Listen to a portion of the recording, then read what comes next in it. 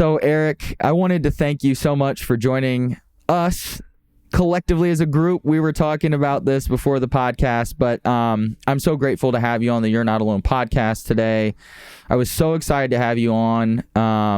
After I'd been on your podcast and in preparation, I was listening to your story again and just getting really fired up. And I know we were talking about this beforehand, but it's fun to be a part of a community that cares and is really making a difference. And so for my audience, I want them to learn a little bit about you. So can you go ahead and just give a quick introduction on yourself? Sure. First, I just want to say, Zach, it's great to see you again. Such a fun conversation leading into the show. And sometimes those, as you were saying, it gets you really energized and excited for the recording. And I'm kind of in that space right now, and we'll get into it later, but you're in a place, physically in a place where I spent almost 2 decades of my life. So there's kind of all this stuff going on, and thank you for the kind words about the show, and nothing happens by coincidence, and your episode is going to be airing the Tuesday after Thanksgiving. So wow. Yeah. So we'll go out with lots of social media press around that. But so as Zach said, I'm a podcast host myself. I host the From Survivor to Thriver podcast, which is all about shattering stigmas, building community, and empowering voices for those who have been affected by mental illnesses and trauma.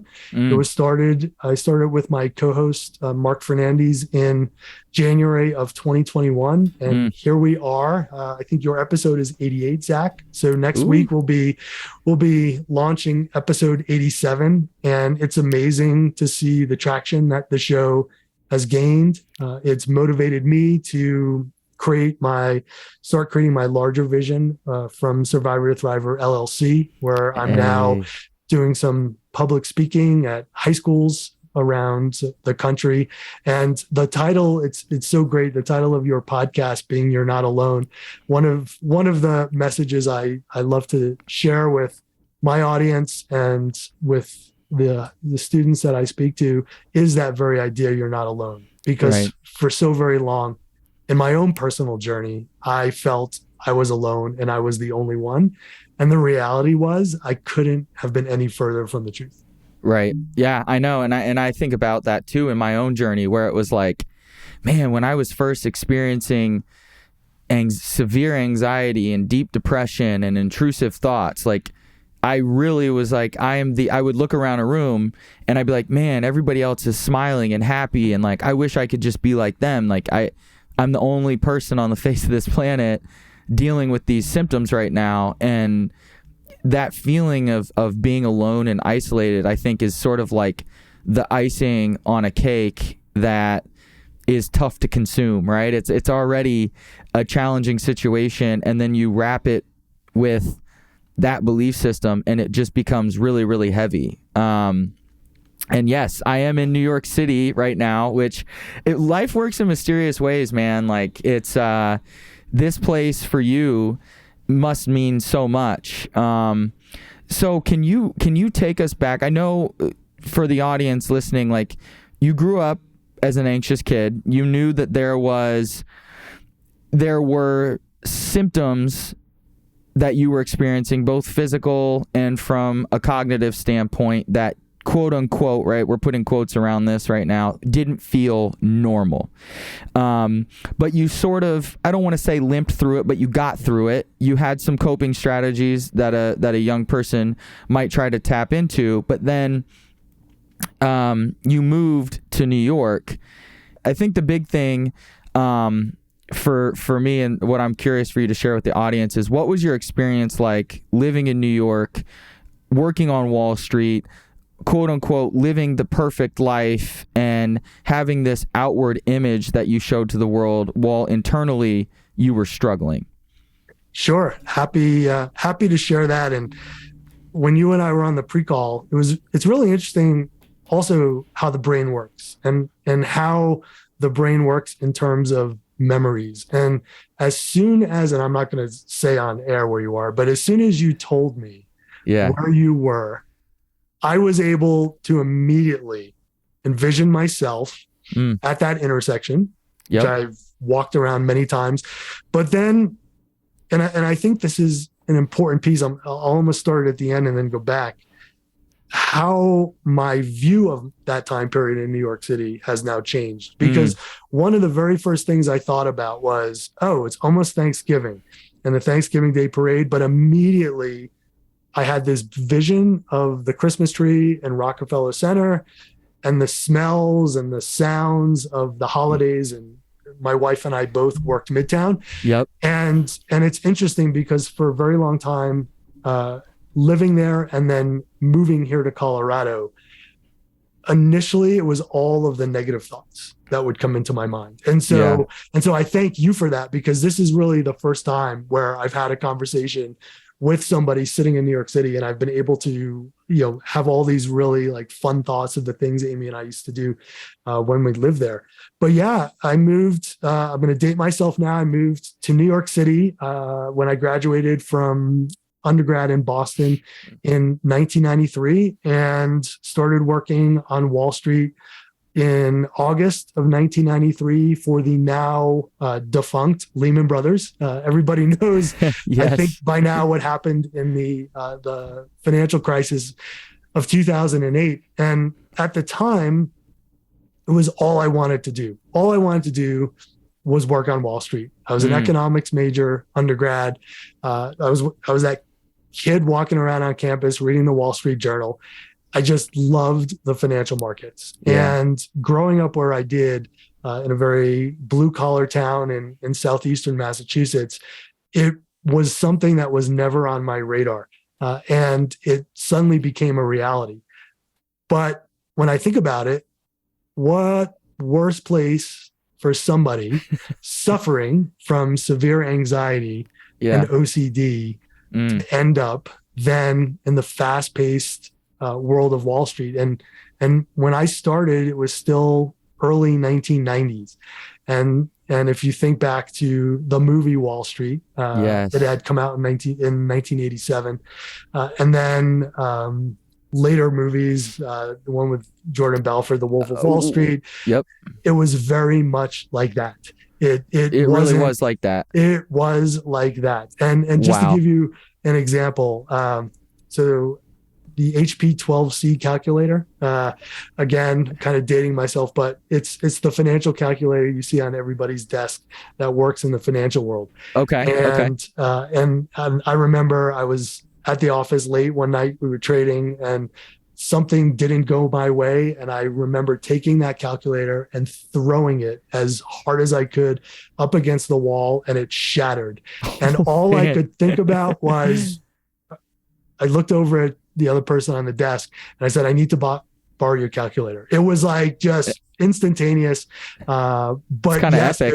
It was kind of epic. Yeah, it was that kind of world. I remember, Fridays pizzas would roll into the trading floor, and people were throwing footballs around. And another just funny anecdote I told somebody recently, because we were talking about the movie Deadpool, and there really is a celebrity death pool that people bet on. And this was probably in the early 2000s when we still had the Bloomberg terminals, and suddenly scrolling by was, Bob Hope dead at, and I forget what the age was. And you heard this roar go up from the trading floor. People celebrating because they had just, won, because they had bet and picked Bob Hope, because that's what we did. We bet on everything. And a couple minutes later came the redaction that no, he was still alive, and you heard the groans and the grunts. And so yes, it was very much that way, but it also, there was a very dark side for me. And it was a place where for a very long time, I had to wear my facade because I was living in fear that someone was going to find out what was going on in my head each and every day.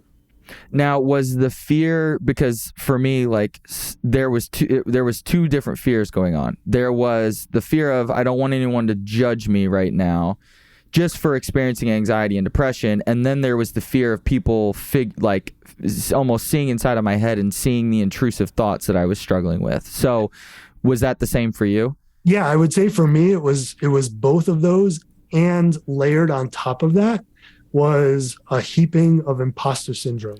Okay. Because I kept looking back at my life growing up, and I kept thinking, who am I to be here? Like, Right. wait till they find out. I have no idea what I'm doing.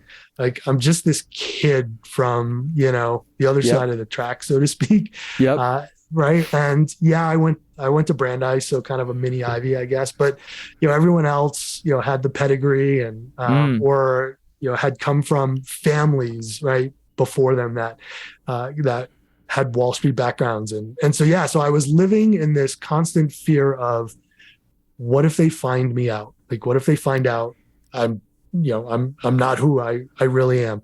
What if they find out about these thoughts in my head?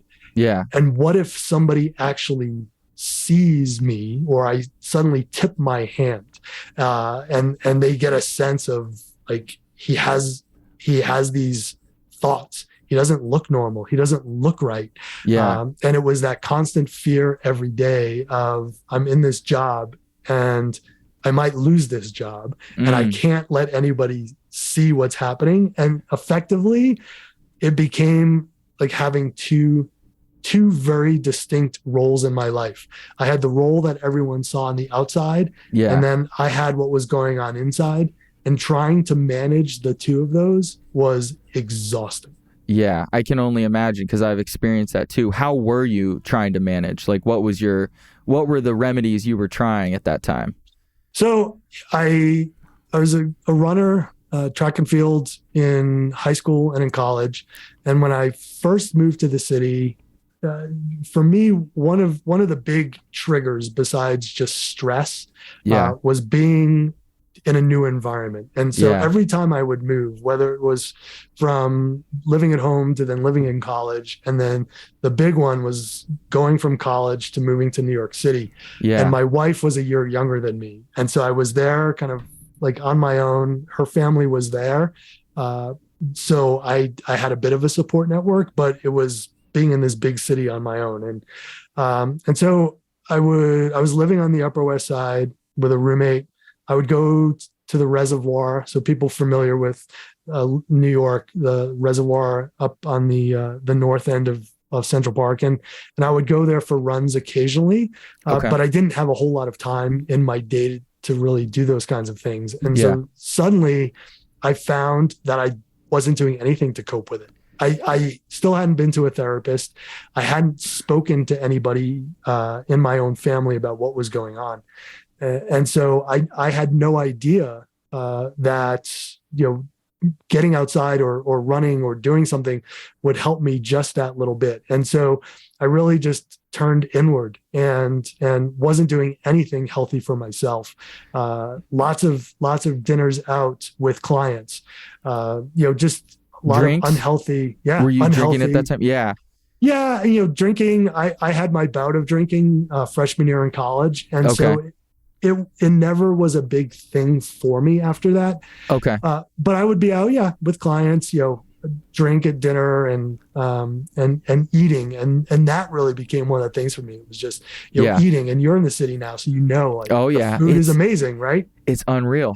You can have anything you want any time of day. And once I realized that, like, the floodgates opened, and it became a very unhealthy kind of eating lifestyle with very little exercise, and sitting here as a 51-year-old, knowing the important linkage between gut health and mental health, I was doing myself a much greater disservice. So that being a coping mechanism, and I kind of shut myself in from the world as well. So it was going from my apartment, going to work, being extremely anxious, having spiraling intrusive thoughts that we can talk about throughout the day, and then getting home and sometimes just looking for that safety and security, whether it was on my couch or in my bedroom, just hoping against hope that the thoughts would go away just for a little bit. And I know you've experienced this. I know, right? The exact feeling. Gosh, anybody who knows, man, do they know? Man, do they know. And it can't, I really don't think it can be understated how stress, like just stress in your job, in school, can intensify the intrusive thoughts, intensify your anxiety. And I think that we live in this world now where stress has gotten completely normalized. It's like, it's almost like a badge of honor. If you're not stressed, people are sort of like in corporate America, because I was an account manager, so it was sales. And I feel like when I was working with other people, it was constantly, oh, I'm so stressed. I've got so much to do. I'm so busy. And I have to imagine that was the exact same thing in the financial industry. Like, just the expectation is if you're not working long hours, if you're not stressed, if you're not tired all the time, you're not trying hard enough. And that in and of itself is horrible for the brain. And then you couple that with change. And I see this with college students all the time. I know you speak to high schoolers, so it's the same thing with them. Like, change creates uncertainty, and uncertainty triggers a part of our brain, the amygdala, the limbic system, but the amygdala more specifically, to say, hey, this is unfamiliar, like, pay attention. But for people with anxiety or OCD or any other type of anxiety disorder, like, that's just, it's like pouring gasoline on a fire. Like, it intensifies it. Yeah. And you've listened to my story and we've talked a bunch, and I'll fill in a few of those additional blanks, because for me, it was always fight or flight mode, because going back to my childhood, right, it was all about a lack of safety and security. And so therein lies, right, the creation of the anxiety. And then the OCD, as you so very well describe it on your show, the obsessions and the compulsions, for me, it was about control. And if I was able to do that, then maybe I could control the anxiety. Right. But the anxiety also had with it attachment syndromes. And so for me, anxious attachment syndrome was a very big part of my life. And so thinking about change and moving and going somewhere new and being on my own, it really put the amygdala into overdrive. And I'm not sure if it was our conversation that we had on our show, but where I was talking about, the amygdala, moving the amygdala from being the CEO to the prefrontal cortex, suddenly being the CEO. And the amygdala for me was my CEO for at least the first 33 years of my life. And so, like, layering on all of that stress and that anxiety, just being in that environment. And I would say the underlying existence of Wall Street, right? Yes, is the long hours, and yes, it's about one thing, and it's about money, and it's a zero-sum game, and somebody makes money and somebody loses money. And whether you're on a trading desk or you're an investment banker and you're trying to pitch a deal, and there's 4 other banks out there, at the end of the day, you're trying to win that business. You're trying to be right on the trade, and only one person can be, right? Yeah. So, and you're rewarded for it. And I'm not going to lie, you're rewarded for it, like, tremendously. But you're also living in fear each and every day that if I don't succeed, my job is gone, because it's very easy. There's the line out the door of people that they can fill to sit in my seat quickly.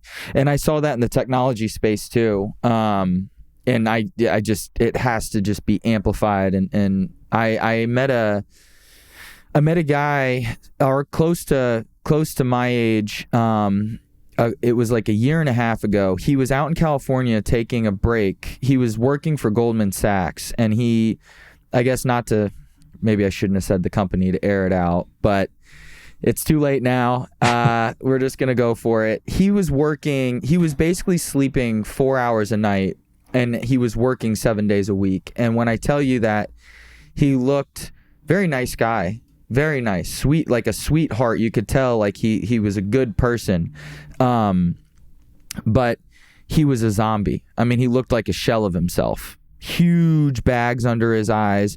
And he flat out told me, he literally told me that the life decision that he had made was, I know that this career path that I've chosen is probably going to kill me early, just because of how unhealthy I am and how little sleep I'm getting, and I'm working 24/7. My fight or flight, what you were talking about, is always activated. I'm always stressed. I'm always exhausted. I eat horrible.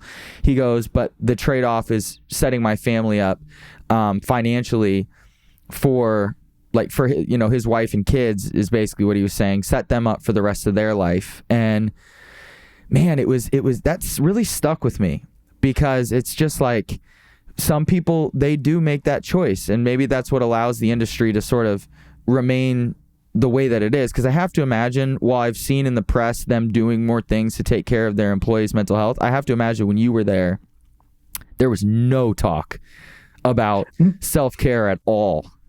No. And it's interesting. There's a couple of points that I'll jump off from what you were just saying. And going back to your friend, when I was there, and I was on the banker side, I was on the trading side, but I have plenty of friends who were, junior bankers, associates, vying for vice president at the time. And it was actually a badge of honor to work 100-hour week. Like if you didn't work 100-hour week, you were just considered like lazy, like everybody else. And I've had lots of conversations with, some very senior, leadership people on the street, all the way down to new bankers. And one of the things I hope to do going forward with our business is really be able to tap into, what is, I'm going to say, a very, very, very, very nascent movement on Wall Street to start addressing mental health issues and being able to speak to it from a lived experience. But I consider what happens to some of those new people in the business. It's almost like hazing. And a lot of the work isn't necessary. It's just busy work. And they're doing it to their new associates because it was done to them. It's just kind of handed down generation to generation to generation. And it's an ugly world at the end of the day. I'm glad I was a part of it. Don't get me wrong, there are many benefits, and it's afforded Amy and I to live a very nice lifestyle and be able to do things that we wanted to do. But there is a very dark side to it. And I have friends that will speak to me kind of off the show. They don't go on the show. And it is very interesting because a lot of them are my age and they have kids. And they see the anxiety and stress in their kids, as well as what's going on with themselves. And they'll usually end the conversation by saying, I hope someday, somebody will speak more openly about this in the industry. And I love the idea of what you're doing on the show, but I can't come on because I can't let anybody find out.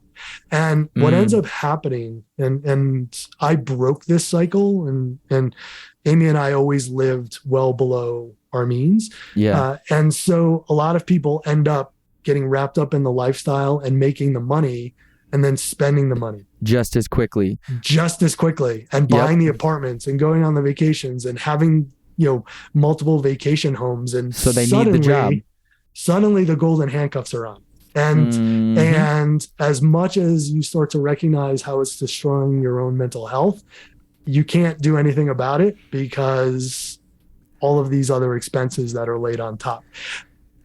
I saw the exact same thing in tech, and I had a 50-year-old guy come to me. This was when I first got out of school. So he was, he had been in the industry in tech for 20 years or maybe 25.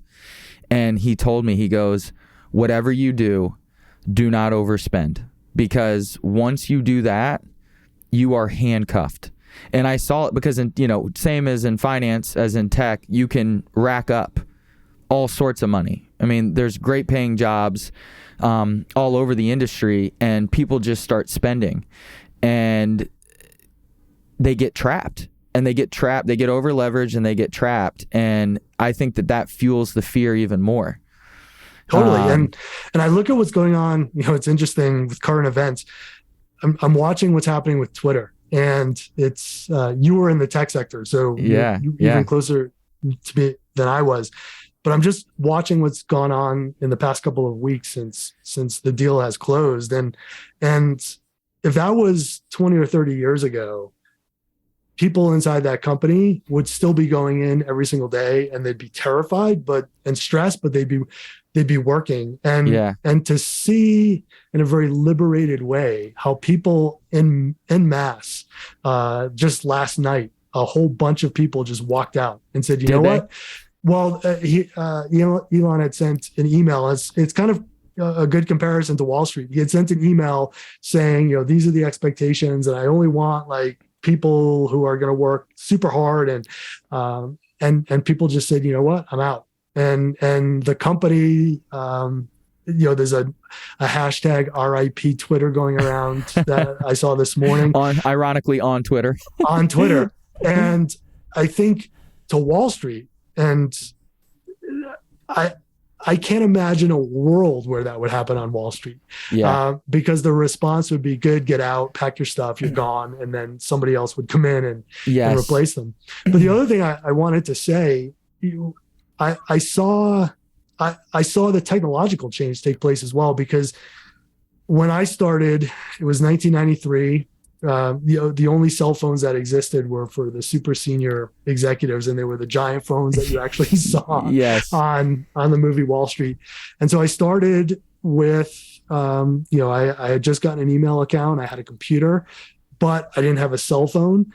And so it didn't follow me 24/7 outside of the office. And then as I moved throughout my career, the BlackBerry was introduced after, I had a Nokia cell phone, and then I had a Motorola flip phone, and still remember being on my first overseas trip and being able to land and call Amy and be like, yeah, I'm in Germany. And it was my phone. I didn't have to go to the hotel to do it. It must have felt so cool. It was so cool. And then, getting my first BlackBerry. And so then the world started to change, because now you are reachable 24/7 on this device. And then by the time we had left, BlackBerries were transitioning, and it was iPhones. And so I had both an iPhone and a BlackBerry, and that, the added stress of having that 24/7 technology and walking from the office to my apartment, right, and being super, super compartmentalized and hyper focused, and waiting for that red light to start flashing on the BlackBerry, like, oh, I've got a message, I got to respond to this right away. And then living in my own, anxious bubble, and the intrusive thoughts, and still being kind of half in and half out of like going to therapy, but not really going to therapy, and trying to work on it, but not really working on it, and being a little open about it, but not really being open about it. And it was like the amygdala was still raging. It was like a teenager on hormones was kind of how my amygdala was working up through the age of 40. And so tell me about the rock bottom moment then. Like what sort of was the tipping point to sort of not be one foot in one camp and one foot in another? Sure. So, I kind of had two rock bottom moments in New York. And the second one was what started to wake me up. The first, it was September 2004. And I had my first like full-blown nervous breakdown and, dissociative episode, kind of in a bit of a catatonic state over the weekend. Can you describe what that looks like and feels like for people? Sure.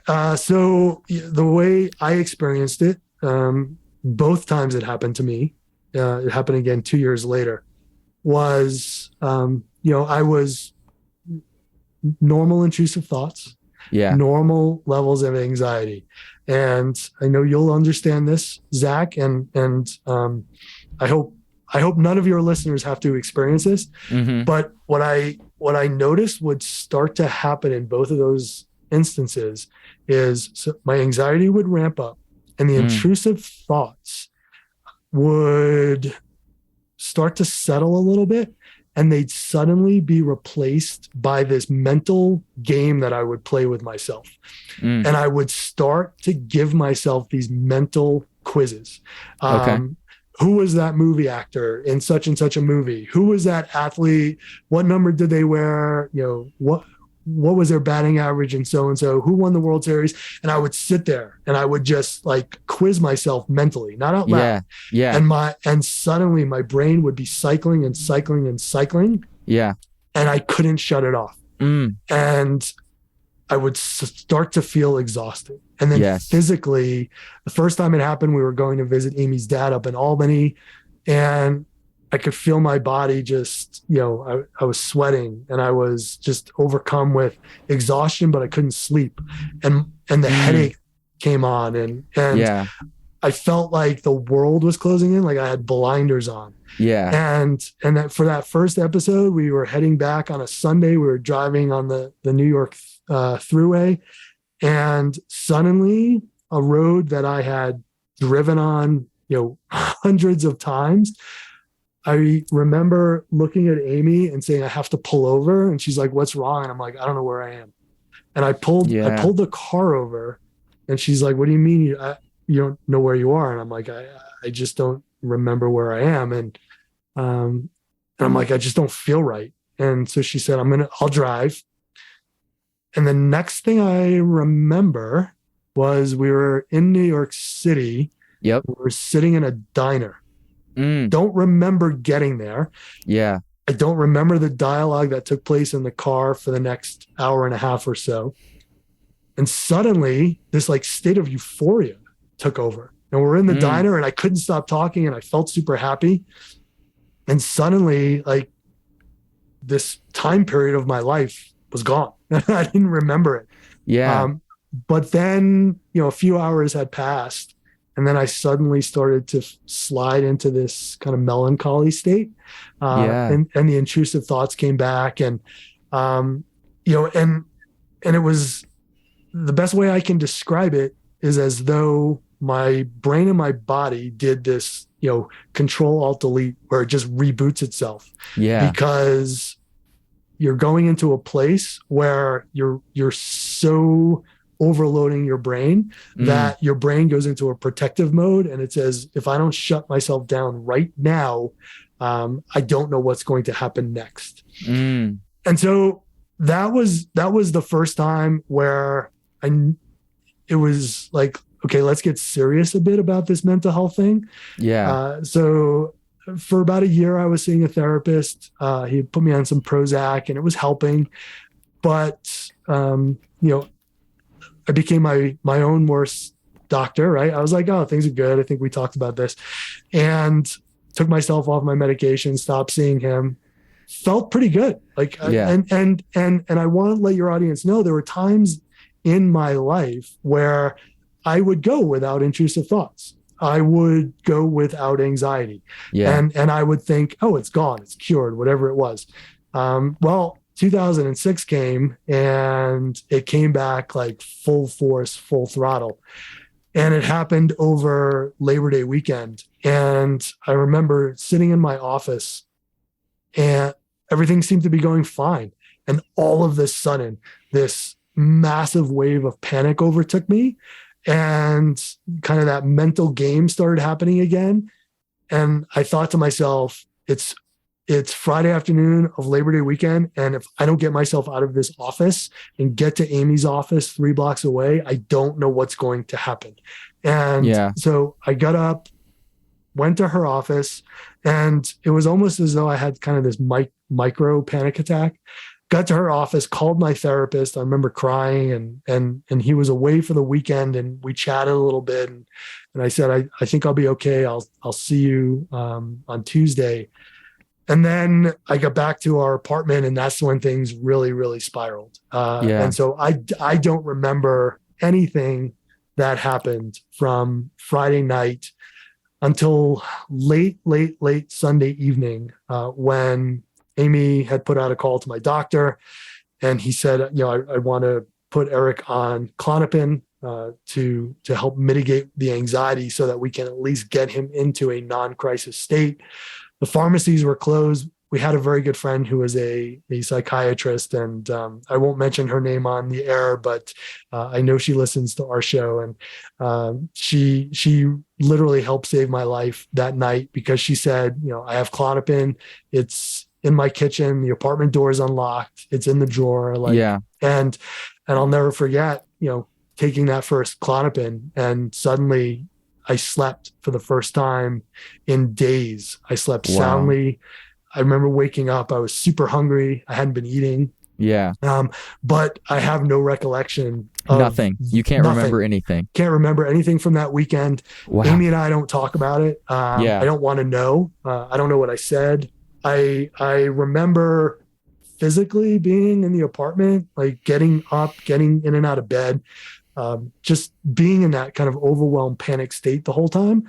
But I don't remember what I did. And the only thing, and it for a very long time, it was triggering for me.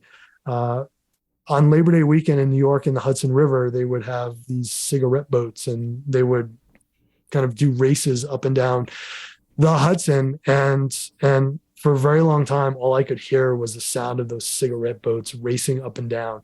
And when Labor Day weekend would come around, I would hear them in the Hudson after that and think, is this going to happen again? Is this going to happen again?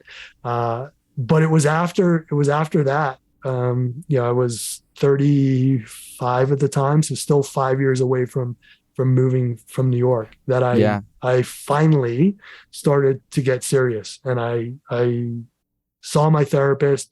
I went on medication. It didn't come off. And we really, for the first time, started to do some of the hard work and talk about like what was actually going on in my mind. And I'd love to hear from you, but I remember sitting across from my therapist and thinking, I can't tell him what's going on, because if I tell him what's going on, like the handcuffs are going to go on, the New York City Police Department's going to come. Like I was so fearful of, if I didn't realize that I was in a safe place with a trusted person. And it took me a while before I could really start to reveal, like, this is what's going on in my head. And now I can think back on it, and I can laugh, and I can say it out loud, like to friends and to Amy, and laugh about, like, oh my God, that's what I was thinking. But it felt so real, and it felt like all consuming at that point in time for me. When you have OCD, the thoughts feel so real. They feel like they're going to happen. Are you comfortable sharing any of the thoughts that you were having? It's okay if you're not. I'm just curious. Oh, totally. Yeah, totally. So, one that I had that was recurring on and off for a very, very, very long time, completely and totally unjustified, was that I was going to die from AIDS. Yeah. Oh, I've had that one.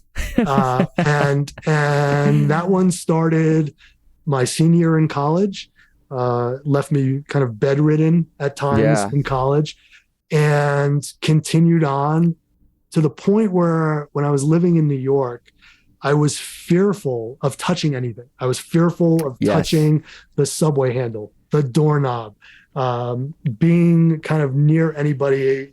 Like I know it'll sound unfathomable to some people, but if somebody I was working with, like, cut their finger and handed me a piece of paper and it had like dried blood on it, I would immediately run to the bathroom, right? And huddle up in a ball and think, all right, this is it. I'm going to die. Yep. And to the point where I was convinced I was going to die. And it was, as you know, it can be so incredibly real that that feels for me, so real. The more, and now I know to do the opposite, but the more I would try to push that thought out of my mind, the more it kept saying, no, the louder it gets. Here I am. And it would be screaming at me. Right. And, and to the point where I would go out and I'd be sitting at dinner with friends, and all I would have in my head is, this might be the last time you're out at dinner. Like, you're going to die. You're going to die. You're going to die. And I remember looking around the table at people and just thinking to myself, do they know? Like, can they see on my face? Like, is there anything showing? Like, why is everyone else around me like perfectly fine and happy and laughing?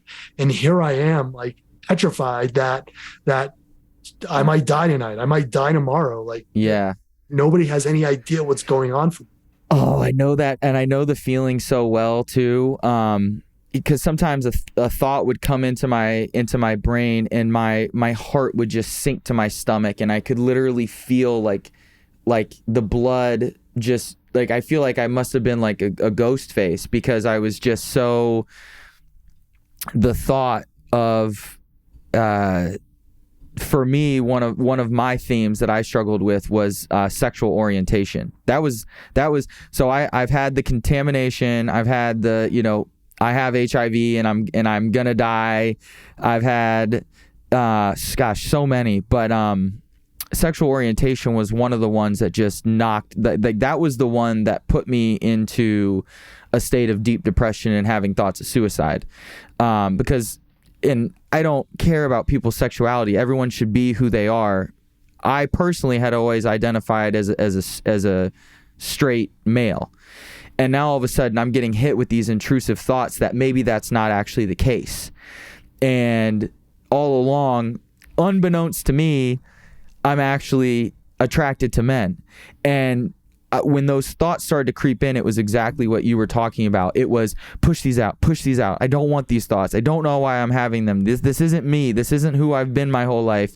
And then as you learn in OCD, like ruminating and compulsing by like thinking back on times when I, had maybe made out with a female or something. Did I like that experience? Like, did I actually enjoy it? Was I just doing it to fit in with everybody else? And you start to get entangled in this web of intrusive thoughts. And sometimes you're having this whole battle upstairs.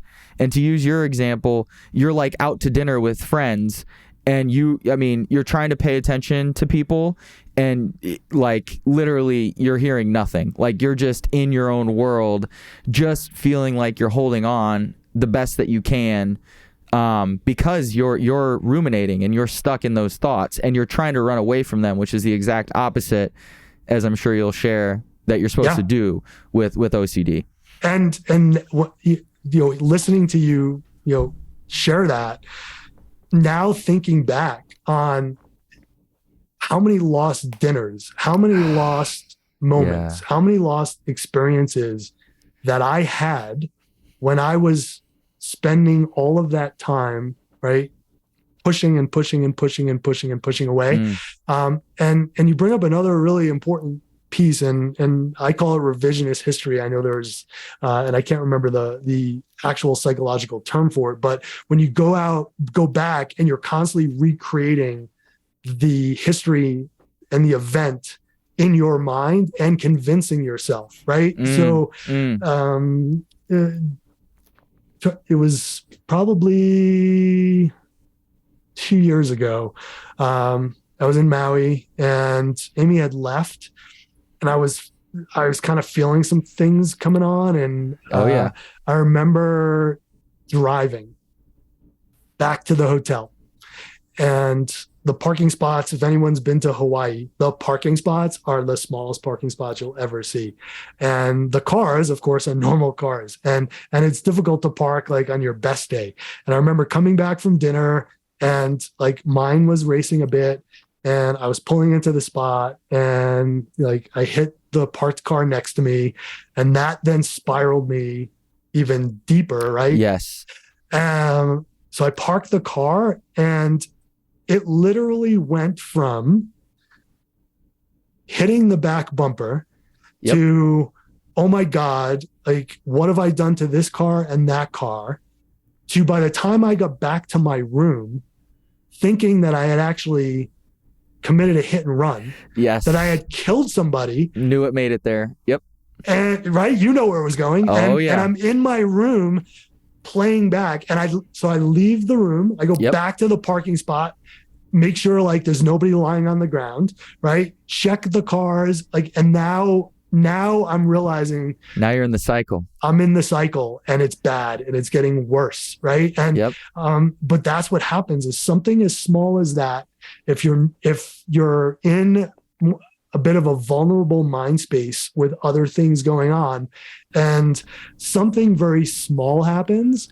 What we do when you go into that fight or flight mode is now your amygdala is taken over, and it explodes into, right, not just like bumping a car and being like, oh yeah, there's no damage on their car and I have a little scratch on mine, to suddenly like, I ran somebody over, I committed vehicular homicide, and now convincing yourself and in your mind being like, oh yeah, I heard that thud, that must have been, like, creating a history of events that never took place. Yes. And it's funny that you bring that up because, this one is a tougher theme, so maybe I won't say it exactly, sometimes I don't know what I should and shouldn't share because I'm like, I don't want to trigger other people, because I don't know where they're at in their journey. Of course, the formula is always the same in how you address it. But what ended up happening, literally, today's Friday. So this happened on Tuesday. I interviewed just a great guy. He's doing advocacy work for sexual abuse. And he was abused as a child. And he went into some detail on that abuse. And my brain took that and ran with it a million miles. And I could feel the fear building up. But because I was diagnosed in 2016 with OCD. I know about exposure and response prevention. I understand that trying to play the cognitive back and forth game with your thoughts doesn't work, that you just have to confront them. So I felt that fear come in and I was like, you're welcome to come in. Like, I invited it in. I was like, all of these thoughts, I didn't push back on a thought. I didn't try to say, oh, I would never do something like that. That's not me. And I remembered, and I think that this is important for people listening and people that are at the start of that intrusive thought journey, is like, I have a 24-hour rule. So if a set of intrusive thoughts comes flooding in, and I do my very best to sit with it, I don't try to run, because I don't want to compulse. I don't want to do anything to add flame to the fire. Because like you said, like the hit and run example was so perfect because you got caught up in and it's normal. It happens to all of us, and that's why it was a great example. Once you buy into the thought that you've hit somebody with your car and you then go step outside to look at your car to see if there's a dent or blood on it or anything else, you've started the cycle has started. And so I always try to tell people with OCD, like, even if it feels like the realest thing that you could ever imagine, that you are indeed that person that would harm kids, or you're not sure about your sexual orientation, or you would be violent to this group of people, or just any of the examples that you talked about, you are sick, you do have HIV, whatever it is. As soon as you start to compulse, you're in the cycle. And my rule is a 24-hour rule, which is basically just, if a set of intrusive thoughts come in and I do my very best not to compulse, and I go to bed and I wake up the next day and I still have those thoughts, it's time to do exposure work. And anybody who has OCD knows that exposure work is not fun. It's not, you would prefer not to have to do it because the essence of it is feeling fear and sitting with that fear. But if you want freedom, for me, I guess I should say for me personally, if I want freedom from my OCD, it's ERP, exposure and response prevention, it's meditation, it's exercise, it's getting outside, it's running this literal playbook that I run. The ERP I don't run every single day. I run it as needed, but all the other lifestyle components are every single day. And I think that it gives me peace of mind knowing that I have those tools that I can use whenever I need them. Totally. I love how you talk about that, and the work I've done in the past couple of years to assist me with that. There's a great activity that I did with my therapist, and I'll share it with you and your audience. Yeah. I was sitting in her office and she said, what do the intrusive thoughts look like to you? She goes, first thing that pops into your mind, what do your intrusive thoughts look like to you? And I looked at her and I said, Kathleen, I know this is going to sound really weird, but they remind me of hobbits. She goes, awesome. I love that. She goes, awesome. So she goes, and what else do you see? Like the hobbits are there. And I'm like, I don't know. I see like the Shire, and I'm not a big Lord of the Rings fan, but I read The Hobbit, and I was like, I kind of like see, the green grass, and I see the little hobbit houses. And she's like, good. Here's what I want you to do. She goes, I want you to imagine your intrusive thoughts are hobbits. She goes, now we're going to get a giant fire hose, and I want you to pull the fire hose into the house and close the door. I said, okay. She goes, now turn the fire hose on. She goes, I want you to see how high you can flood the house. And I said, all right. And so I think maybe the first time I got a quarter of the way there, and I could see a couple of the hobbits like float out the window. Yeah. And as I kept doing this activity with her week after week after week, I finally got to the point where I flooded the house, and it's almost like one of those cartoons you would see. The windows broke and the door broke, and all the hobbits are floating away, and she's like, great. So now the hobbits have left the house. She goes, but the important thing when it comes to OCD, as you know, Zach, and maybe some of your audience members, is it's not, you don't cure it. It doesn't go away. Yeah. You learn to live with it and learn to live and manage it, like you had said earlier. And so she said, now what I want you to do is when these thoughts come back, she goes, you're in charge and you're in control. You're in the hobbit house. The thoughts have left and you're in control of it. So when they come and they knock on the door, she goes, I want you to open the door and go, hey, how you doing? You're more than welcome to come in, but I only have 5 minutes. Yep. And then you're going to have to leave. And so now if any of my friends are listening, or anybody happens to run across me in your travels, and you see me kind of chuckling to myself or laughing, it's because I've probably had some sort of thought pass across my head, and I've opened the door and I've been like, oh, come in, but you're leaving. And I spend a little bit of time like laughing at it. And then I'll draw my attention across the room and be like, oh, look, orange skis, yellow skis, right? And suddenly that thought has now dissipated and I've focused myself onto something else. That is such a great exercise for people to hear, because, and what I'll point out is that the key to that exercise is the opening of the door, because the opening of the door it's relinquishing resistance and control. And it's saying, hey, hobbits. And I also love that you label them as hobbits, right? And I label my intrusive thoughts too. So I label them as something, and I'll talk to them, And it's funny how you talk about like if somebody ever randomly sees you smiling, like I do the same exact thing, but it's a really helpful tool. Labeling the thoughts. Oh, here comes one of the hobbits again to visit. Sure. And literally I'll talk to it like this in my head. Sure. Yeah, the door's open. I got an open door policy. You can come on in now. And what I normally say is you're welcome to hang out for as long as you want. I can't really chit chat right now. I'm busy doing something, but you're welcome to chill. But while you're chilling, I'm going to be, you talk about the yellow ski, whatever you're presently doing.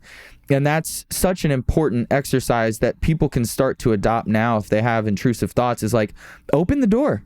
All thoughts are welcome. They're all invited. Label them. Hey, here's intrusive Ian coming back into my head again. Like I literally label them. That's awesome. I really do. That's awesome. And I was going to say, and and the other thing is, once that thought is verbalized, all the power goes away, right? Yep. And that's something that, again, I've learned within the past couple of years. And in no way, right, I'm putting out the disclaimer, I'm not a mental health professional, as I always like to say. I'm a mental health enthusiast, or, because you and I travel a bunch, I'm a mental health frequent flyer. But I love that. Find, if it's your therapist, if it's an extremely close friend who you trust, and start off by saying, hey, I want to be able to share something with you. Are we in a judgment-free, like really safe place?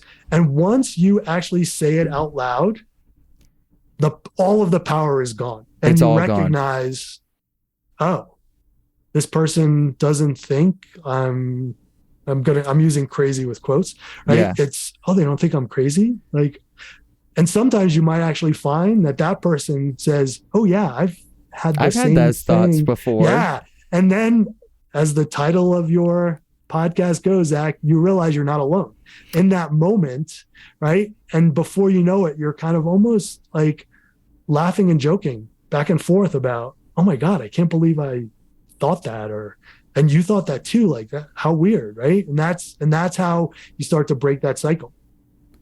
Yeah. And I agree with you so much that when you, and this shouldn't be ignored, just the power of opening up and telling somebody, it is such a weight off your shoulders, because 9 times out of 10, people that love you and care about you are going to respond in a positive manner. And if you're having a set of thoughts that really scares you to open up with somebody, and you're starting to connect the dots, with Erik and I's conversation, you can literally Google therapists that specialize in OCD, and you can start that journey and opening up, or you can find a support group. You can reach out to Erik and I say this all the time. I guarantee you there is not an intrusive thought that you're having right now that him and I haven't either already had or heard from somebody else in our advocacy work. Yep. Like, people reach out to me from Brazil, from New Zealand, from the UK, from the Middle East. Like, I heard one of your episodes from years ago, and I've been struggling with these thoughts. I thought I was the only one. I thought I was crazy, all these things. And, I always say, like, we don't speak the same language. We have different cultures, and yet we experience these same intrusive thoughts. And to me, that is just amazing.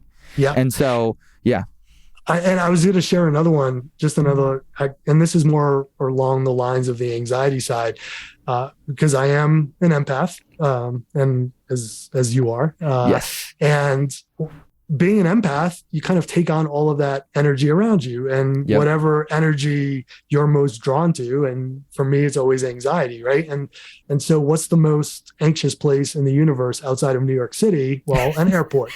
And so for the longest time, I would be in airports. I travel a lot, as do you, Zach, and I'm guessing your audience. And suddenly, like, I would find myself just caught up in like fits of rage, right? And like just anger and anxiety. And and so my therapist, one of the exercises we did just recently, and I'm going to challenge you to try this one. I like it. Homework. It is so fucking hard. Amy and I did it together. I'm excited. So maybe you and Kate can do this together. I got a pen and notepad right here for those who are watching or just listening. Okay. I've got a pen and a notepad here. And you and Kate can do it together because you almost need a second person because it is so hard. Okay. So she said to me, when you get to the airport, she goes, I want you to find smiling people. And when you find those smiling people, I want you to just smile back. And then I want you to look, and I want you to try to find another smiling person. And suddenly I'm in Denver International. Yep. And I'm walking around, and I was like, nope. Right. And Amy's doing this with me. Yeah. And one of us would tap the other one and be like, there's one. So funny. And I think, so we were probably in DIA that day for 2 hours. I think I saw 2. Yeah. 2 people. Smiling. And, yep. And what dawned on me was everybody around me was anxious. And I even spotted this couple who Amy and I both looked at each other and went, I can feel the OCD. Not only could I see the OCD, but I could feel it. Yeah. And so when you remove yourself and become that third party observing what's going on around you, you no longer take it on and manifest itself. But it's completely and totally changed the way I travel around airports now. I'm like a kind of a seek and destroy mission to smile at people that are smiling. And to find like happy people. And you would not believe how difficult it is. Yeah. And it's incredible. It's a good lesson and we were talking about this before we hit record, that there are a lot of people that are stressed and anxious just like we are, and we're not the only ones. So that's such a good point, and I will definitely be doing that exercise. And I'm not even saying this. The universe is weird, but I was working out this morning and I remembered thinking, other hotel, literally in the other hotel, like, yeah, this lifestyle, man. But tonight, even if I don't feel it, I'm going to live and act like somebody that was living carefree and loving. Like, that was it. Like, that was my thought, because I remembered last night we went out to eat, and my whole podcast is about transparency and honesty. Like, I was overstimulated and I was very overwhelmed, and I didn't feel carefree. There was a lot going on in the restaurant that we were at, and I just thought to myself, I was kind of grounding myself during the workout, and I was like, tonight I want to, even if I don't feel it fully, I want to try to tap into my physiology and try to, and again, therapy is obviously, you don't just pretend through. If you're feeling anxious, you don't just try to pretend through it for your whole life. That's not the message I'm trying to state here. But what I did want to do was I want to start to teach my brain that you can release some of that. You can trust, you can surrender, and you don't have to be serious and so caught up in your anxiety all the time. And so I'm doing a little experiment tonight. We're going to see how it goes. And I don't know, I'm kind of interested, but I feel like this is right in line with that. Smiling at people is surrendering. Yeah. And I love your exercise because I can put myself right back into any of those restaurants in New York City. And I know exactly what you're talking about. You're surrounded by tables. There's loud talking. One of the things I started, it'll be a book that'll probably take, a decade to get out, but I started writing. The title of the book is called My Eyes Are Up Here.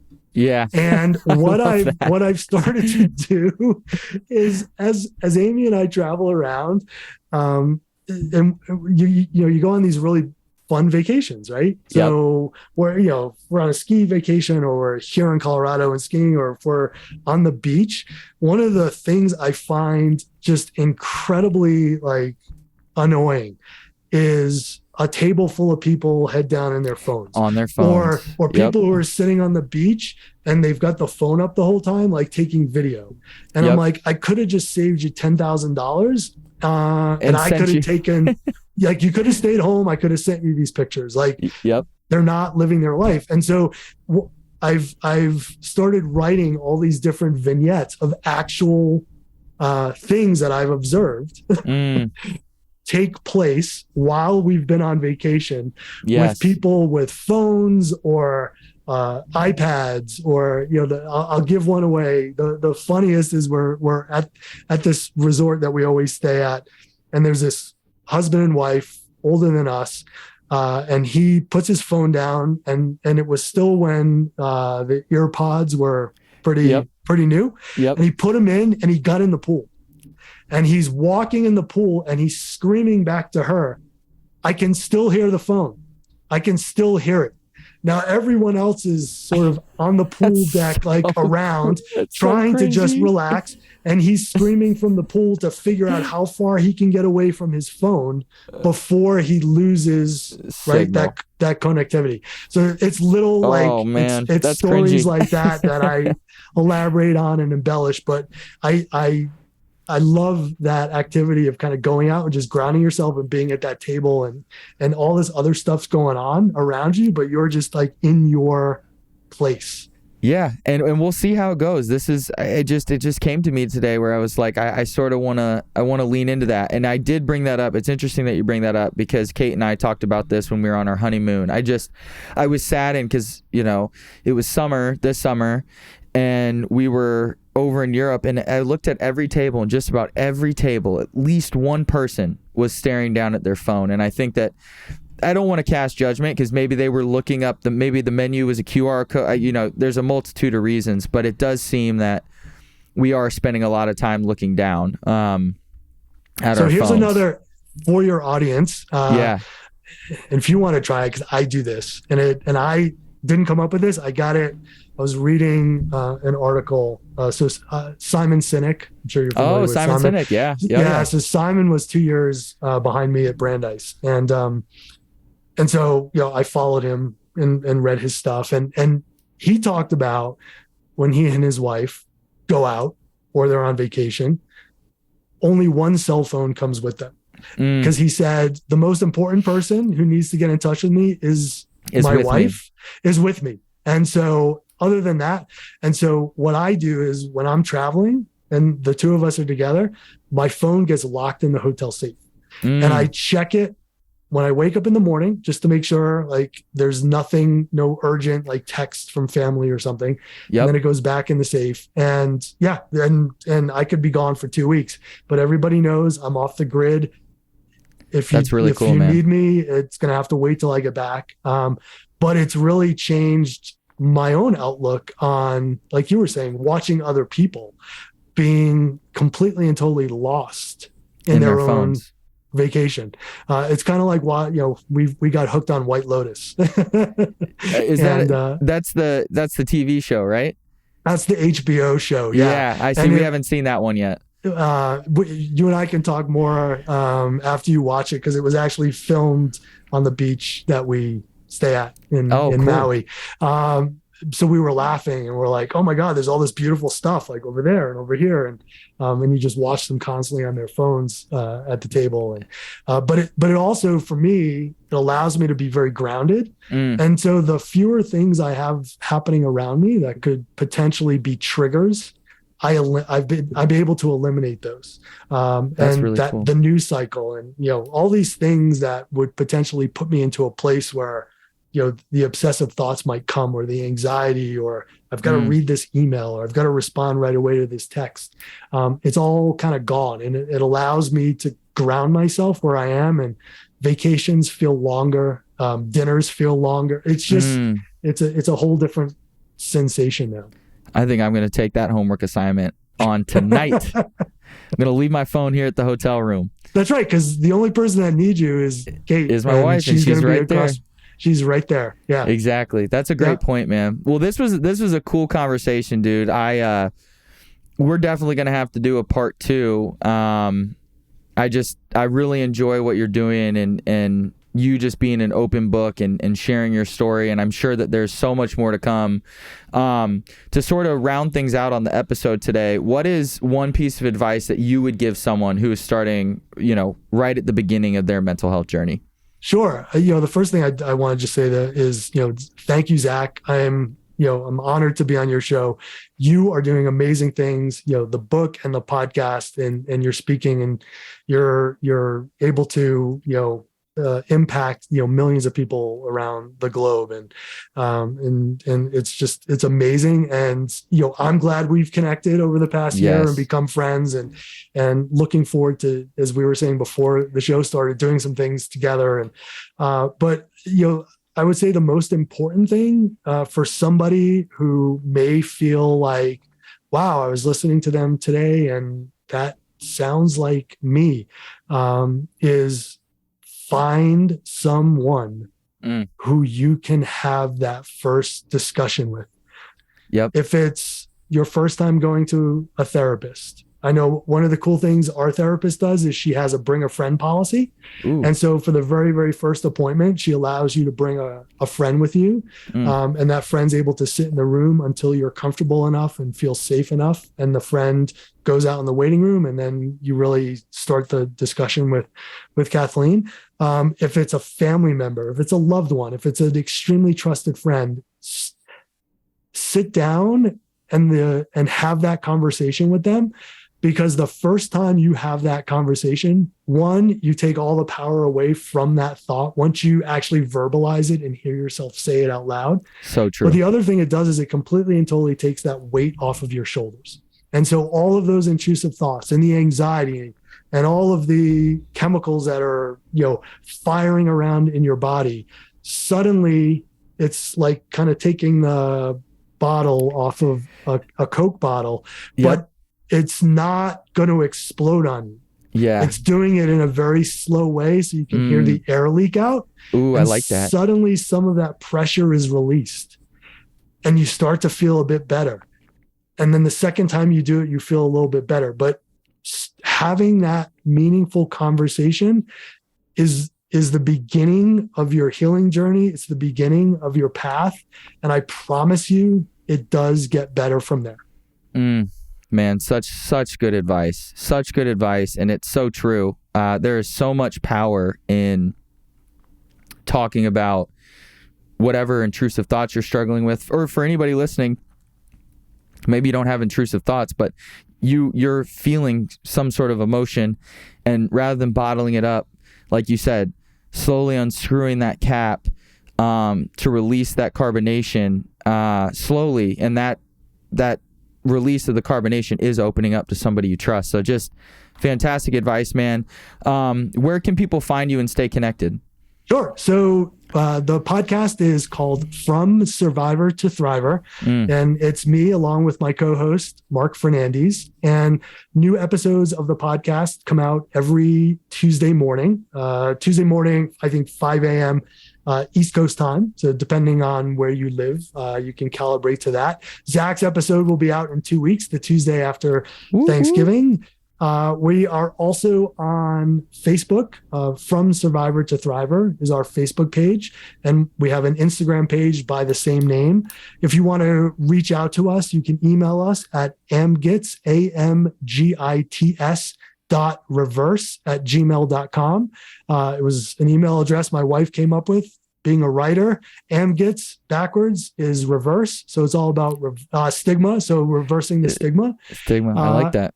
And you can also, if you want to reach out to me directly, you can email me there. You can direct message me on Instagram. My account is at Ski Sherpa, SKISHERPA.